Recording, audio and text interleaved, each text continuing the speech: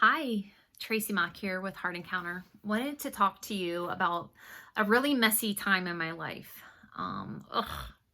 Sometimes I don't know if you're like me, but like I avoid the mess like the plague sometimes. But um, this this little place was messy, and I was not proud of it. So wanted to talk to you about like how I see it now versus then. And if you are in the middle of a mess, wanted to offer you hope.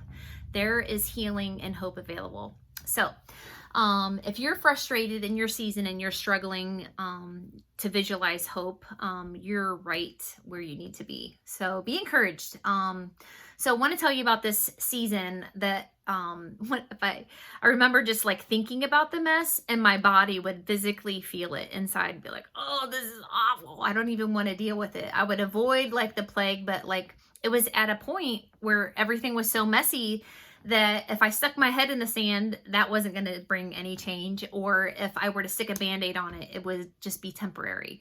So sometimes life requires us to do a deep dive, and it requires there to be change. I love the scripture in Proverbs. It says, hope deferred makes the heart sick, but a dream fulfilled is a tree of life. So listen, there is a dream and there is a hope, and I want to get you to the other side.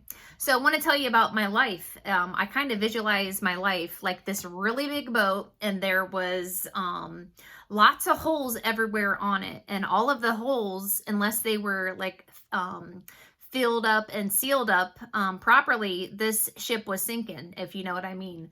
So I just want to talk about that. Yeah, talk about that season. It was really hard. I want to talk about like all the thoughts that kind of went through my head in that season. It was very painful. I wanted to fix myself in that season. I wanted to fix how I responded.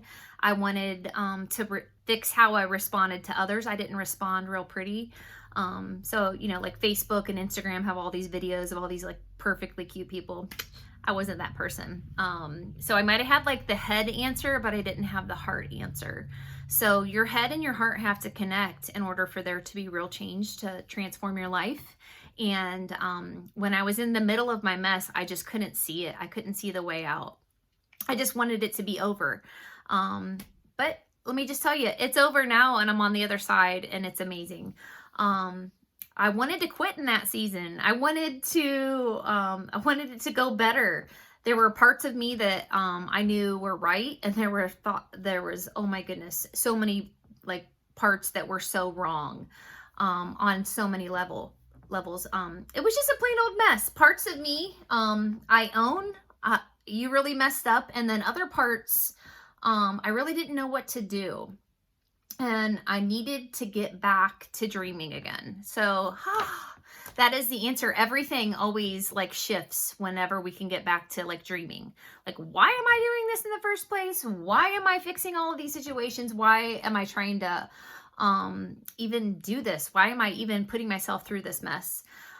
So step one, identify your problem or problems. I had many. So the first part is identifying them, no matter how big, no matter if you have multiple ships, maybe you just have one, but there's lots of leaks. You got to figure out where they are and how to fix it correctly.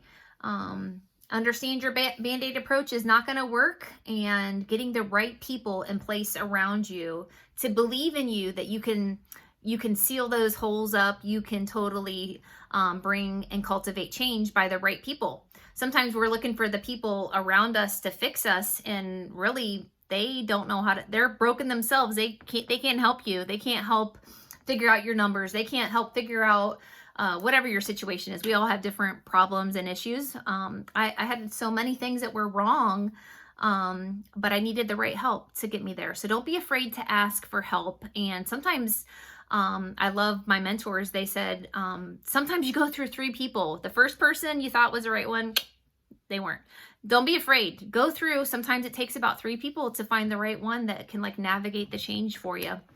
So God always uses people, places, and things, and because he wants us to like be healed through community. So we need each other. And what did I learn? I learned in that season that I was a really codependent person. I actually learned that that's a coping mechanism. What?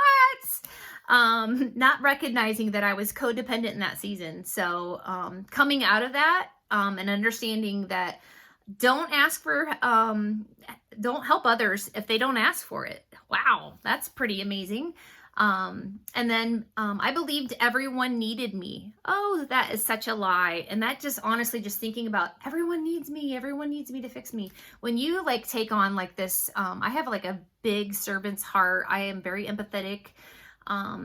Yeah, the very gifts that you have and that you're naturally gifted at can be used against you. I wanted to help and I wanted to fix everything that was wrong because I was good at it. Well, guess what? I have this revelation. I don't have to fix everyone. I'm just going to worry about myself and move and navigate into the areas that I'm called to. And then this is really important. 3, identifying the good about myself in the situation. Wow. Can you do that? So I identified I was super brave. I was strong. I was intelligent.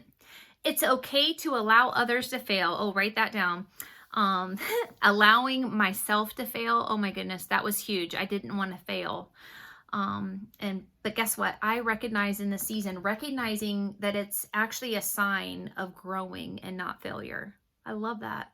So I give myself permission to fail, trip, stumble, fall, all of those things. The great thing about myself is I'm very resilient now. And I learned to celebrate each win, even when it's really small. So I would think that this next thing is what did I need? So sometimes understanding that you're not a fixer for everything, but you do have needs. We all have needs, and understanding that it's okay to have them. So I had lots of needs, and searching through that and like really getting mindful and really having somebody to process with what your needs are. And I have lots of them. I'm not going to go through all of them. I'll make another video, but like, I just want to leave you with this thought about self-love and compassion. When you can learn to love yourself, when you respond really ugly, and you can just allow love to come in. Love literally changed everything. It was a game changer when I recognized that I could love myself through my feelings. I could love others, and I could fail, and it was okay.